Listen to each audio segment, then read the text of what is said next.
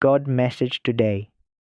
The night air in Delara shifted, charged with a strange electricity that made the leaves still, as if nature itself was holding its breath.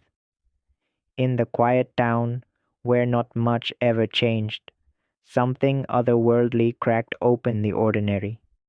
The feeling wasn't just in the wind or static clinging to the trees. It was in Elara's chest, in the sudden pounding of her heart, in the tingling of her fingertips. Her soul recognized the frequency before her mind could comprehend it. Her guardian angel, Lisiel, had silently stepped aside. There were moments in the divine order where a higher force took precedence, and this was one of them. Archangel Michael had arrived, not with wings blazing across the sky, but through energy, through sensation, through the unshakable feeling that something tremendous was about to happen. Elara stood in her dim apartment, staring at nothing, as waves of temperature shifts passed through her body. First heat, then a cool rush, then stillness. Her phone screen blinked, dimmed, and blinked again. A low humming filled the silence, though no device was making it. Lights flickered. The air seemed thick and slow, yet vibrating with invisible movement. A message was coming, not in words but in signs. Her spirit opened like a flower to the presence of Kael, and just then, time twisted. The spiritual realm formed a radiant channel over her, unseen but unmistakable. Kael's energy pressed close, a force that demanded her attention.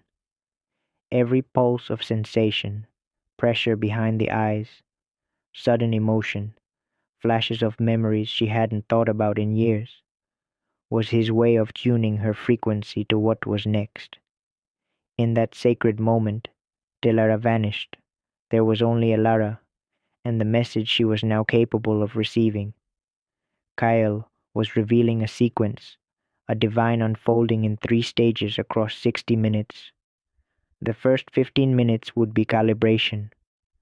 Her body, spirit, thoughts, even breath would begin aligning with the timeline that was now emerging. It wasn't enough to just feel it. Kyle needed her alert, watching for signals. A name she hadn't heard in years suddenly popped into her head. A door creaked open in the hallway. Her wrist tingled like someone had brushed past her. These weren't random. Then, right as her old clock chimed softly at the 30-minute mark, she felt the shift. Reality itself bent. A text pinged.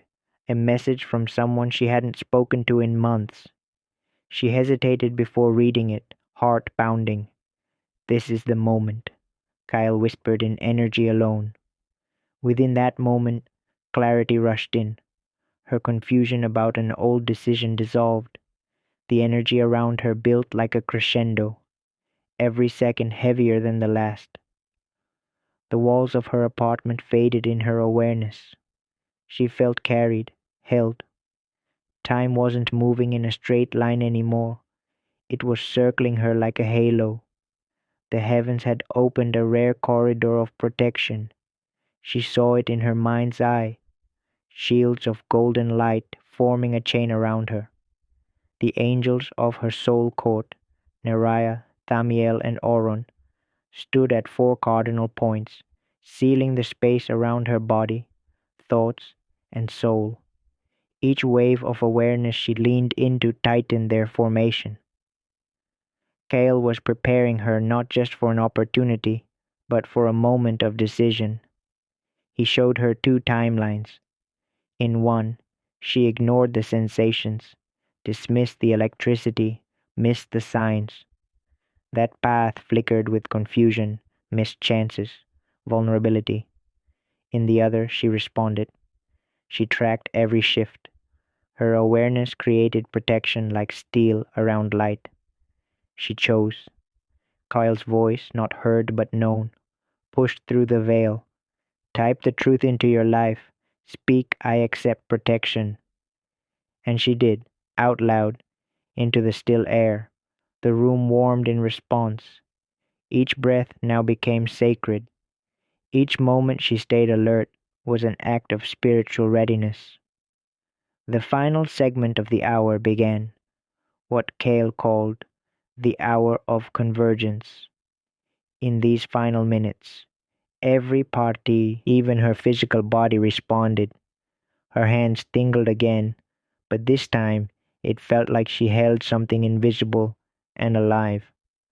Pressure circled her temples, and her heartbeat slowed into a rhythm that felt cosmic, ancient.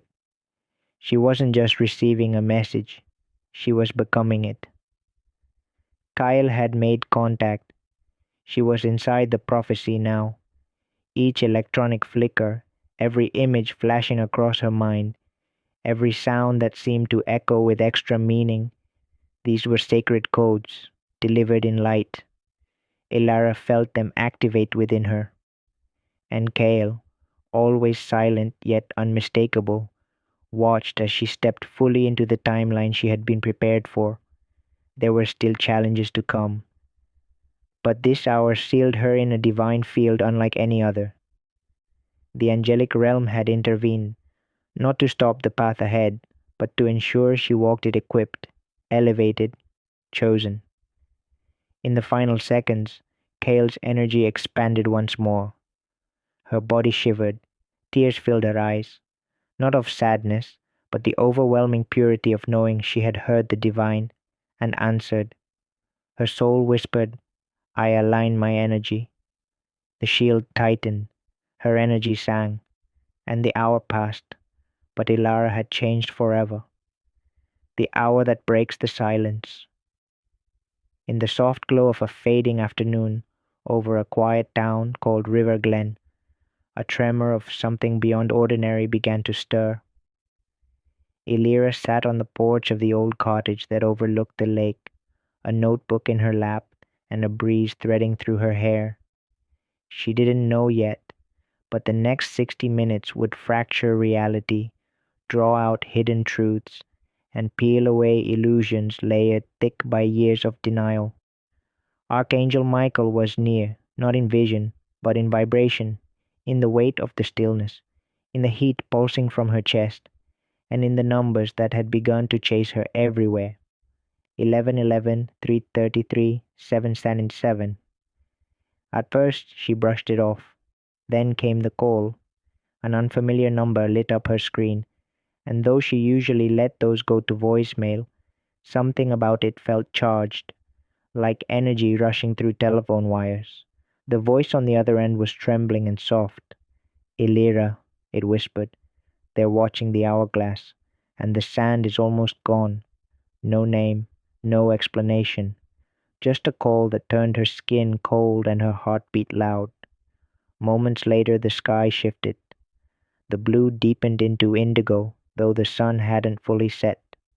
That was when the air around her thinned, as though some invisible wall between realms had been pierced.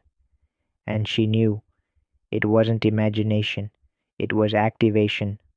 From the spirit realm, Archangel Michael began to speak, not in words, but in an avalanche of knowing. Anything not meant for your highest good, the message pulsed, will begin to slide past you now. The hour has begun. Everything is encoded. Every second contains purpose. Prepare. She stood, walked to the mirror in the hallway, and saw her own eyes staring back. Except they weren't just her eyes anymore. They shimmered, reflecting something, someone watching through her. Elira touched her chest. Her heart thudded with sacred rhythm. She whispered the words she felt drawn to speak. I am ready. I am ready. I am ready. With each repetition, her vision sharpened, her senses heightened. The clock ticked louder. The room began to glow with a soft golden aura. She was no longer simply waiting for a sign. She was the sign. Across town, a man named Lucien felt it too. Sitting at the corner of Marrow Elm Street in his silent bookstore, he felt the gust of wind rush in from nowhere. The page of the book in front of him flipped itself open to chapter 7. titled The Cleansing Fire. That wasn't just coincidence. His phone buzzed, a message from a long forgotten contact. Tonight the truth ignites. Someone close to you has been feeding the fire. He blinked. Was this the fire Elira once dreamed about? The one she spoke of, cryptically, years ago before they parted ways? Lucian's hands shook slightly. No reply. Only the electricity in the air answered. Back at the cottage, Elira began to feel it. Pressure in the center of her forehead.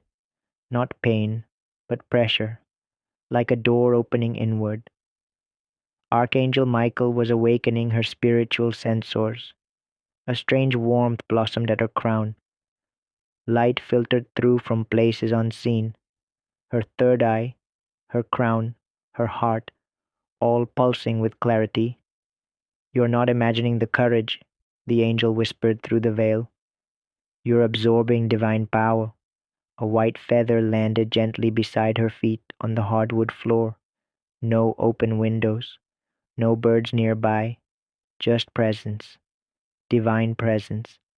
Then came the words she could hardly believe she heard. This hour will be remembered for eternity. It will ripple through the next 7 days, 7 weeks, and 7 months. Everything changes now. In a forgotten house in the hills, an older woman named Ceres stirred from her deep meditation. She had once raised Elira as a child and knew her bloodline held something ancient, something protected by legions of angelic warriors.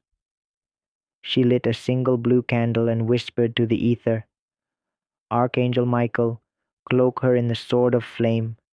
Reveal the traitor, reveal the fire. Back in Riverglen, the wind picked up again. Elira stepped into the clearing behind her house, barefoot, heart racing. She whispered, I claim my power. The ground beneath her vibrated. A flash of blue light rippled through the treetops. Michael was there, not visible, but undeniable. The fire you feel isn't destruction. His voice rang like bells in her ribs. It's revelation. And then, the vision. Elira fell to her knees as it downloaded into her mind. She saw a night from years ago, a night that had once felt perfect. Firelight, laughter, stars overhead. But hidden beneath that joy was betrayal. Someone had watched her, someone she loved. Their silence had fueled a lie that grew roots and wrapped itself around her path. That lie was now burning. Lucian. His name surged forward, but not in blame, in redemption. He wasn't the enemy. He was the echo. Someone else had lit the match. Someone hiding behind her trust. A sibling, a mentor, an old friend from long ago. Michael didn't show the face yet, just the feeling of their closeness and their deception.